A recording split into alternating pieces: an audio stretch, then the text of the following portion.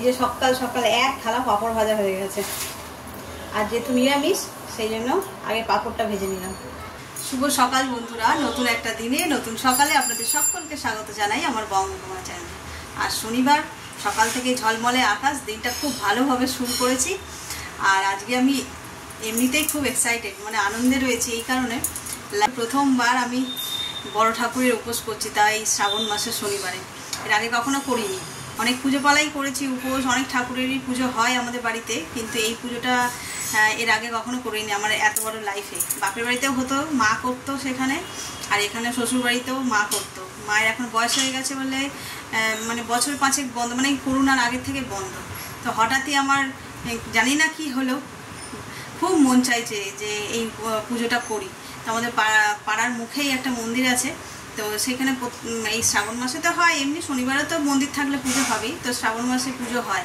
তো আমারও হঠাৎ করেই মনে হলো, আর খুব মন চাইছে, তাই আর কোনো কিছু না ভেবে আমি কতটা কি পারবো জানি না, ঠাকুরের নাম করে করেই ফেলেছি আজকে উপোস। এতে আর সেই জন্যই আর কি আমাকে দেখে বুঝতেই পারছো একটু খুশি খুশি রয়েছি।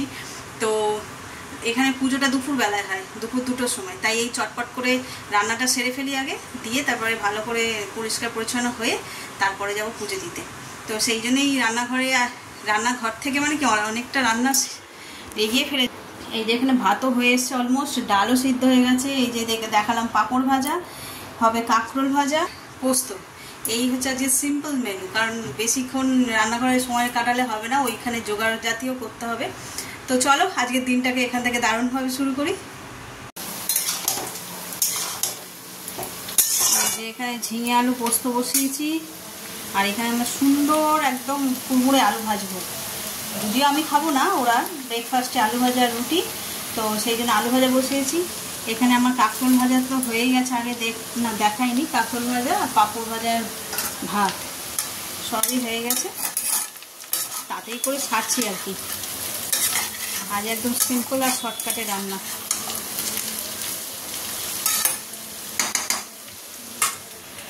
অ্যাকচুয়ালি আমি ভীষণ এক্সাইটেড হয়ে আছি আর কি, কখন তাড়াতাড়ি এদিকে কাজগুলো সারবো আর রেডি হবো ওইখানে যাওয়ার জন্য আর কি, মন্দিরে। তো চলো, আমাদের আজকে কিছুতেই কিছু মন লাগছে না, মানে ওটা ফার্স্ট টাইম, যে কোনো জিনিসই মনে হয় first time, first day school, তারপরে ফার্স্ট ডে কী বলবো পুজো, শপিং, সব কিছুতে একটা এক্সাইটেড থাকে। তেমনই লাইফে এটা ফার্স্ট টাইম করছি, তো বেশ ভালো লাগছে, মানে ওভার এক্সাইটেড হয়ে আছি আমি। তো চলো, সেরকম গরমও পড়েছে বাবা, আর কিছু বলার নেই। চলো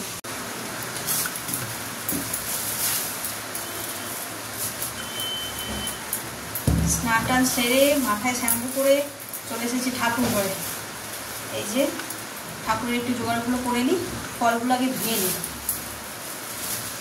আর শনি ঠাকুরের পুজোতে, মানে বড় ঠাকুরের পুজোতে আমার বাপের বাড়িতে দেখতাম এই ফল দিত, তা আমিও আনিয়েছি, ভাবিনি পাবো বলে, পেয়েছি। এইগুলো বিশেষ করে এর সময় পাওয়া যায়, কী বলে কৃষ্ণ পুজো, মানে জন্মাষ্টমীর সময় পাওয়া যায়। চলো, সকাল থেকে তো একদম ঝলমলে আকাশ ছিল, এখন এই পুজো দিতে বেরোবো। এখন দেখছি যে অন্ধকার পড়ে যাচ্ছে, অন্ধকার কি বৃষ্টিও পড়ছে।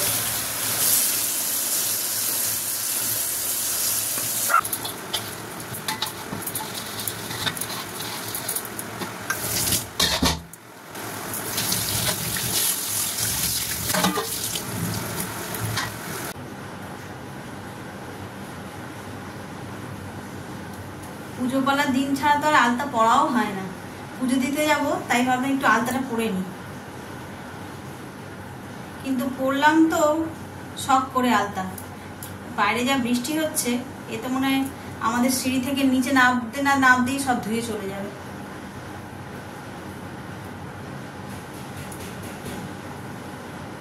আমার আলতা পরতে বেশ ভালো লাগে। আগে যখন ছোটবেলায় নাচ করতাম, তখন তো এই বৈশাখ মাস জুড়ে সারাক্ষণ আলতাই পরতেই হতো, মানে পরতে হতো আর কি। আর স্কুলে যেতাম তখন মোজাগুলো পুরো লাল হয়ে যেত।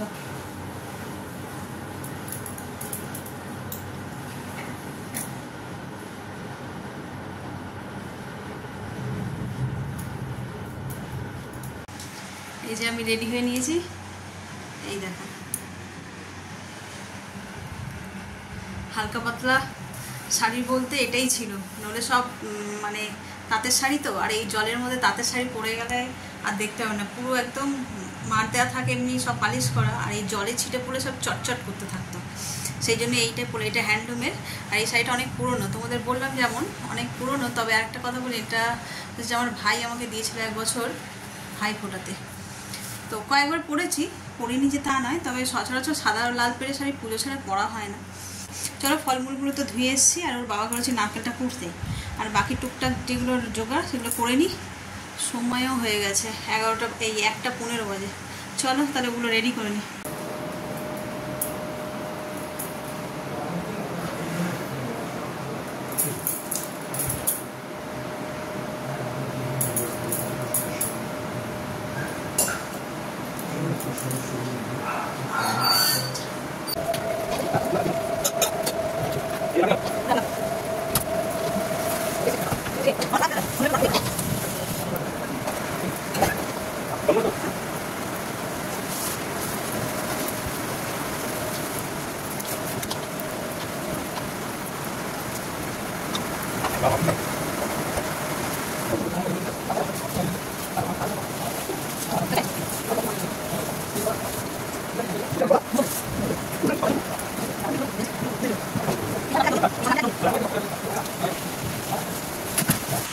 এই যে 2টো বাজে, যোগাযাতি করে একদম রেডি হয়ে বেরিয়ে পড়েছি, কিন্তু বাইরে মুষলধারে বৃষ্টি পড়ছে, কি করে যাব বুঝতে পারছি না।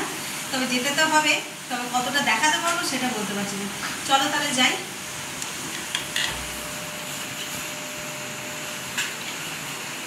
তুমি ছাতাটা নিয়ে এসো।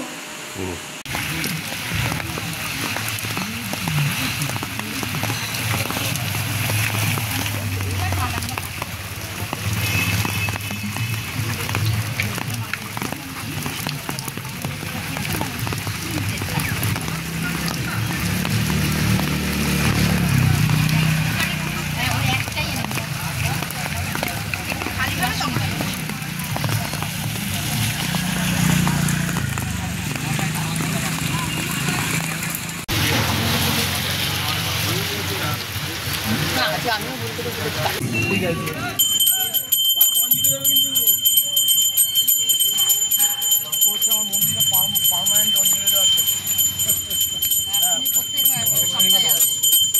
আড়াই বছরে একবার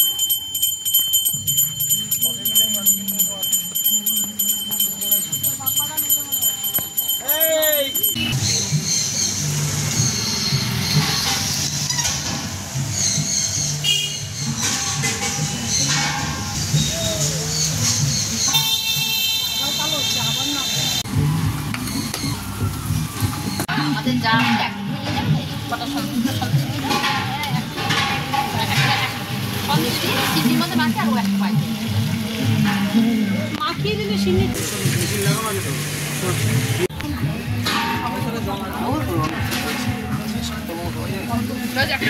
খুলে দাও, দিতে থাকো। পিঁপড়ে ঢুকে গেল। তাহলে মধ্যে দিয়ে বাপ্পা বাপ্পা বাপ্পা দাও, প্রসাদ মুখে দিয়ে দিচ্ছেন, নেবো না।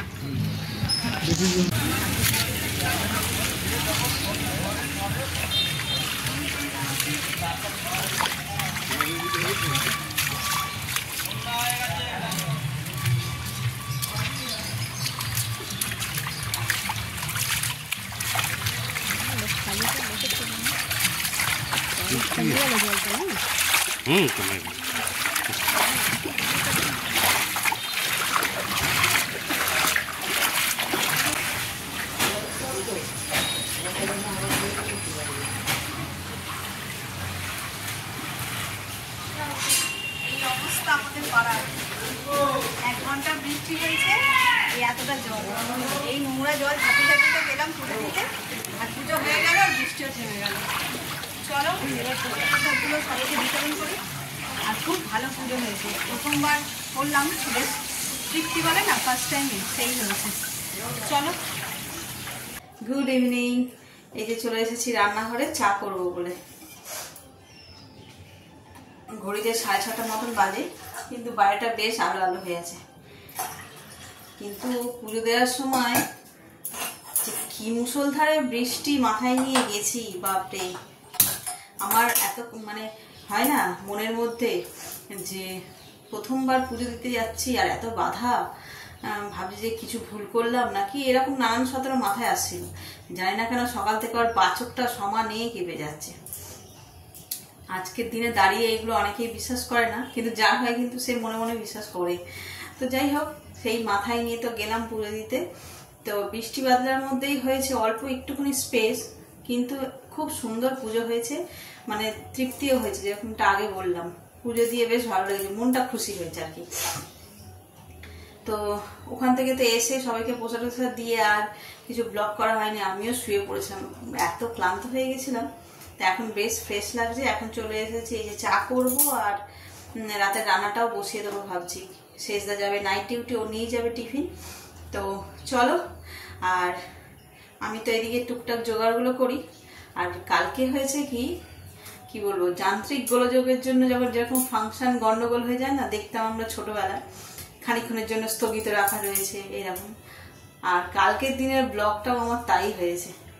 পুরো ব্লগটা ঠিকঠাক করে মানে কি বলবো প্রেজেন্ট করতে পারবো না বলেই মানে আজকের দিনটা স্কিপ করেছি, ভিডিও দিইনি। কিন্তু তাও সেই যান্ত্রিক গোলযোগের জন্য তোমাদের জন্য আপলোড করতে পারিনি। তো তারই কিছু ছোট অংশ এই সন্ধেবেলায় কাল বানিয়েছিলাম পাস্তা, আমার শাশুড়ি মায়ের আবদারে আর কি। উনি পাস্তা খেতে ভীষণ ভালোবাসে, অনেকদিন ধরে বলছিল হয় না বানানো, করবো এরকম নানান সতেরো এতে হচ্ছিল না। তো কাল বানিয়েছিলাম, তো তারই কিছু ক্লিপিং রয়েছে, সেইগুলোই যাও তোমরা গিয়ে দেখে নাও ওটা। আমি ততক্ষণ এদিকে জোগাড়টা করে নিই। দিয়ে একটু নেড়েছে, মশলাটা ভাজা ভাজা হয়ে গেছে। এবার এতে আমি দিয়ে দেবো পাস্তা, সিদ্ধ করে রাখা পাস্তা। এটা কিন্তু আমি নুন দিয়ে দিই।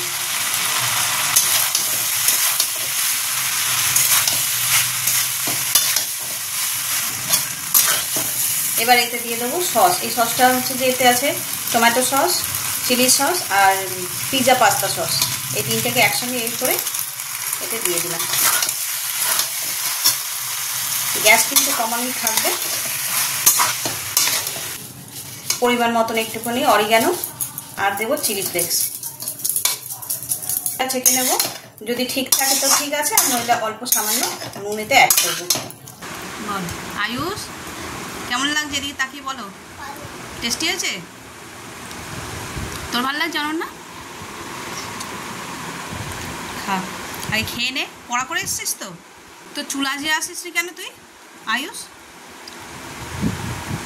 চুল পুরো মা আজরে দিয়েছিল, তাহলে ঘেটেছিস কেন চুল? কোথায় তুই কি দেখতে পাচ্ছিস? এই দেখ, তাহলে এরকম টেরা বাঁকা কেন চুল?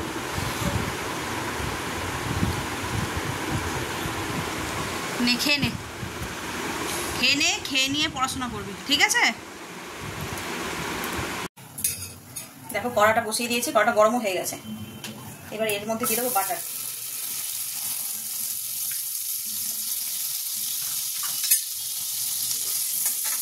বাটারটা মেল্ট হচ্ছে, এই সময় এতে দিয়ে দেবো অল্প একটু ময়দা। যে যেরকম পরিমাণে করবে সেই রকম অনুযায়ী ময়দা দেবে। লালচে মতন হয়ে এসছে। এবার আমি এতে দিয়ে দেবো দুধ। এর ঘনত্বটা অনেকটা বেড়েছে। এখন এতে দিয়ে দেবো অল্প একটু ব্ল্যাক পেপার, অল্প সামান্য অরিগ্যানো আর দেবো একটু চিলি ফ্লেক্স। নুনটা আমি এখনই দিচ্ছি না, আমি সবজিটাও যেহেতু নুন দিয়েছি, আমি পরে টেস্ট করে তারপরে দেবো। গ্রেট করে রাখা চিজ একটু লো ফ্লেমে করে দেবো। এটা মেল্ট হয়ে আসছে। এবার আমি এতে দিয়ে দেবো ওই সর্টে করে রাখা ভেজিটেবলস। আর আমি এখন একটুখানি বয়েল এগ নিয়েছি, যেহেতু চিকেন নেই এই এগটাও খুব সুন্দর লাগে। কুসুমটা নিয়ে শুধু সাদা অংশটা নিয়েছি। এবার এর মধ্যে পাস্তাটাও দিয়ে দেবো।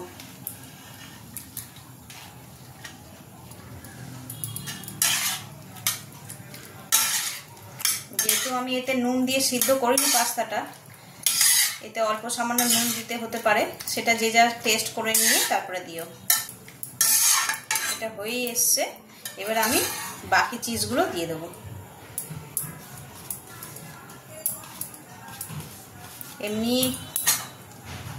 হোয়াইট সস পাস্তা একটু চিজের পরিমাণটা বেশি দিতে লাগে, তাহলে এর ক্রিমি ভাবটা ভালো হয়।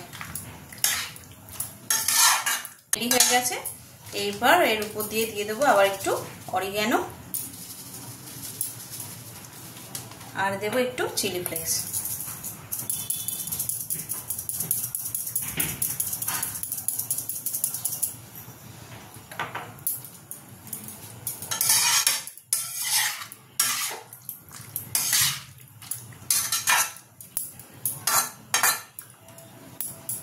চলো, আমার একেবারে রেডি হয়ে গেছে এই পাস্তাটা।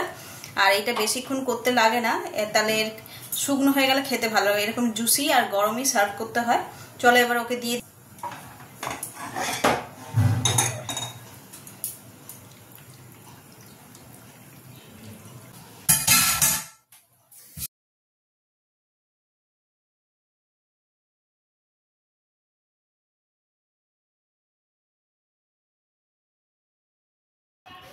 রাত্রি 10:30 বাজে, খাওয়া দাওয়া সব মিটে গেছে। আমি তো একটু সাবু খেলাম, সকালবেলায় সাবু ভিজিয়েছিলাম খাবো বলে, সেটা তো আর খাওয়া হয়নি। ওই সিন্নি প্রসাদ খেয়েই পেট ভরে গেছে। আর এই এখন সেই সাবুটা এখন খেলাম। আর বাকি রাত্রে যা রান্নাবান্না হয়েছিল সে আর দেখানো হয়নি তোমাদের। তো ওরা সব খেয়েছে, মোটামুটি সবারই খাওয়া দাওয়া হয়ে গেছে। এবার শুয়ে পড়বো, ক্লান্ত লাগছে তো, তাই আজ সব তাড়াতাড়ি রেডি করে নিয়েছি। কাল সানডে মানেই ফান্ডে, খুব মজা করতে হবে, তার জন্য আজকে একটুখানি এনার্জি নিয়ে নিতে হবে। আর হ্যাঁ, তোমরা দেখলে কালকে 2 রকমের পাস্তা বানিয়েছিলাম, একটা রেড সস একটা হোয়াইট সস। রেড সসটা বাড়ির সবাই খেয়েছি, আর হোয়াইট সস পাস্তা আর কি, ওটা ছেলের জন্য করেছিলাম। তো তোমরাও ট্রাই করো। আর হ্যাঁ, আমাকে জানিও কোনটা বেশি ভালো হয়েছে। জানি রেড সস পাস্তাটা একদম প্রথম থেকে দেখাতে পারিনি। আমি সবজি আর ওই পাস্তা এগুলো সব আগে থেকে সিদ্ধ করে শর্টে করে রেখে দিয়েছিলাম।